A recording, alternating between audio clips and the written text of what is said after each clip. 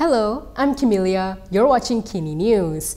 Since becoming Prime Minister, Anwar Ibrahim's rivals have accused his administration of many things. The latest being Bersatu, crying victim of alleged political persecution. In Parliament today, Anwar addressed those allegations head-on. Prime Minister Anwar Ibrahim asked the opposition to produce evidence to back their claims that the current administration is oppressive and practices selective prosecution. Jangan guna ayat Quran hukum saya zalim dan campur tangan. Ya, saya nak beritahu pimpinan di sana. Ya, sudah boleh jerit yang saya suka hati. Saudara kena ingat sebagai seorang Muslim bertanggungjawab. Adakah saudara yakin ada bukti bahawa Anwar campur tangan untuk mendakwa sesiapa? Kalau tidak, zalim jawabnya. Guna nama agama dan fitnah orang. Anwar said this in response to a question from past MP Ahmad Fadhli Shaari. Fadhli had asked whether the government intends to take further action against potential corruption in projects approved before the last general election. Though Fadhli did not mention selective prosecution in his question, Anwar said he would take this opportunity to address the accusations against him. Sebut nama saya tidak campur. Boleh tanya SPRM dan Peguam Negara. Malah arahan kepada mereka saya kata apa? Tuan Guru pun dengar. Apa arahan saya? Saya kata apa pun tindakan berdasarkan fakta dan bukti kuat saya sokong. Ya. Tetapi jangan enayai, jangan ada satu alasan yang longgar yang boleh dicabar dan dipertikai. Dan saya tidak mahu, saya beritahu begitu. Soal nak kecam dari segi politik, boleh kecam. Tetapi ingat, jangan kita guna kedudukan untuk, pertama, Perdana Menteri jangan guna kedudukan untuk mengenayai. During his question, Fadhli also stressed the scandal of the Littoral Combat Ships project, a case which has been linked to Deputy Prime Minister Ahmad Zahid Hamidi. Anwar said he instructed the MACC and the AGC to look into all projects said to involve corruption, including the LCS project, regardless of links to any parties. It was all serious business for Anwar in Parliament today, as he also told lawmakers how he's going to make the ultra-rich pay and plug tax leakages. Prime Minister Anwar Ibrahim said there will be no compromise on ensuring that the ultra-rich pay their taxes. Anwar said apart from introducing the capital gains tax and luxury goods tax, the government was taking strict measures to avoid leakage of tax payments. Kita jangan tolak ansur dalam memastikan orang maha kaya juga membayar cukai. Jangan melarikan wang mereka keluar negara. Dan ini berlaku dan sebab itu saya telah arahkan supaya semua siasatan dilakukan termasuk Pandora Papers. Malangnya ada yang berhormat macam Tasik Kelugo pertahankan orang yang pelari cukai ni kerana gunung kes lama. Saya tak peduli lama baru. Kalau kamu tipu atau rasuah atau curi wang negara, bayar balik. Itu pendapat saya. Anwar was answering a question by Tanjung Karang MP Zulkifli Hanapi, who asked if the GST will be implemented and if so, when. However, Anwar responded that the country was not ready to implement GST due to low income levels. Wee Ka Seong appeared relieved as he received backing from the Dewan Rakyat speaker after an egg importer threatened to sue the MCA president for things he raised in the house. A firm that imports eggs cannot take legal action against Ayer Hitam MP Wee Ka Seong. Dewan Rakyat Speaker Johari Abdul said this is because members of parliament enjoy legal immunity when addressing the House. In his letter to Wee, Johari said MPs enjoy legal immunity under Article 63 of the Federal Constitution when speaking in the House or to any of its committees. Johari added that no legal proceeding can be initiated by any court against any MP for what was said when participating in any parliamentary proceeding. Wee shared the letter on his Facebook page yesterday. He also thanked Johari for providing guidance on the matter. Wee added that he will continue to be the voice of the people, not just for his constituents in Ayer Hitam, but also the people of Johor and Malaysia.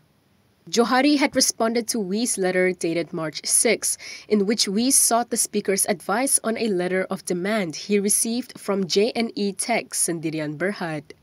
On February 22, Wee told the Dewan Rakyat that the government should resolve problems faced by local egg producers and not import eggs from India. The MCA president said the eggs imported from India were more expensive and smaller. Putrajaya turned to the importing of eggs from India as a temporary measure to address local shortages. PN parties have been advised to consult each other after a Bersatu leader accused a government agency of Christian evangelism. Youth and Sports Minister Hannah Yeoh quoted precedents set by past leaders about Muslims visiting non-Muslim places of worship in Parliament today. This is after an agency under the Youth and Sports Ministry was accused of running a Christian evangelist program. This is over Impact Malaysia's Project Artikel 11, which involved youth visiting houses of worship as part of the agency's efforts to increase awareness of the country's diverse society. Saya cadangkan tukang fitnah di luar sana untuk dengar nasihat. Saya dapatkan nasihat Tuan Ibrahim. Tuan Ibrahim ada tak? Tuan Ibrahim, Ahli Parlimen PAS, Oktober 2, 2018, semasa Perikatan Nasional, ya. Tuan Ibrahim sendiri kata, tidak salah orang Islam masuk kuil terima kalungan. Timbalan Presiden PAS, Datuk Tuan Ibrahim Tuan Man berkata, parti itu tidak mempertikaikan mana-mana orang Islam yang mahu ke rumah ibadat agama lain selagi tidak mengikuti upacara agama itu. Directly calling out Bersatu for first raising the evangelism accusation against her, the minister advised those in Perikatan Nasional to check what their coalition partners have said on any topics before throwing allegations at anyone. Yang keduanya, Hadi. Tuan Hadi lawat gereja di Miri. Tuan Hadi lawat gereja di Miri ini adalah tahun 2015. Bertukar fikiran, Tuan Hadi kata. Kemudian, beliau juga berkata, perbincangan dua hala dan saling bertukar-tukar fikiran ini amat menarik dan ia bertujuan mengeratkan hubungan dalam masyarakat majmuk, khususnya di Sarawak.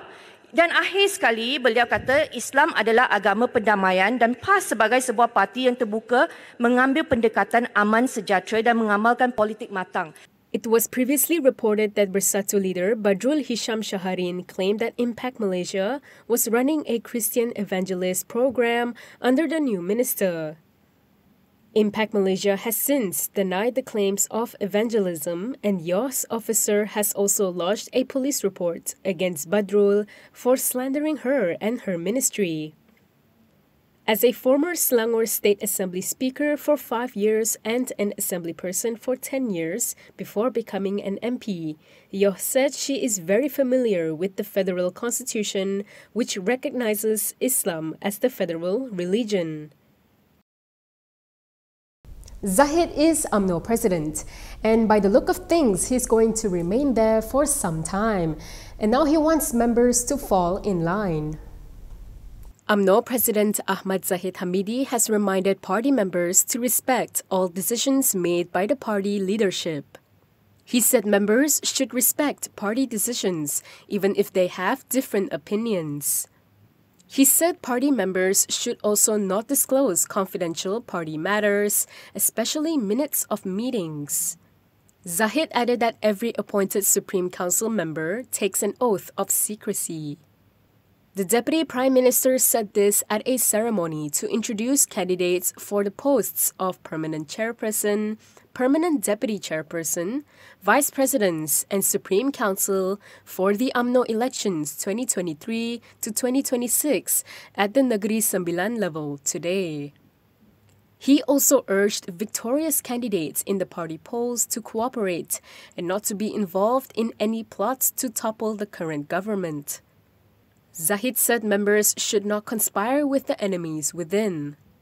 He said he knows there are plans behind the scenes to undermine the existing leadership. He then urged members to choose to be with him and UMNO Deputy President Muhammad Hassan to strengthen the party.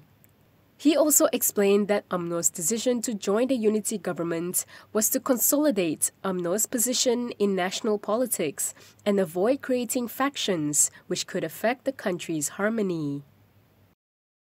This next story has everything from marijuana to Rafizi Ramli. Stay tuned to find out how the two ended up in the same story. Economy Minister Rafizi Ramli denied any links to a parcel which was addressed to him and Prime Minister Anwar Ibrahim.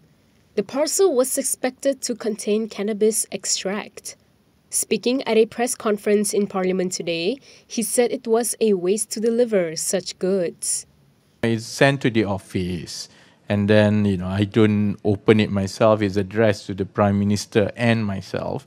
None of us basically take weed. So I think it's a waste. It was reported yesterday that the Sepang police confiscated the parcel containing a tube of toothpaste labeled Happy Green with patterns of marijuana leaves in green and white.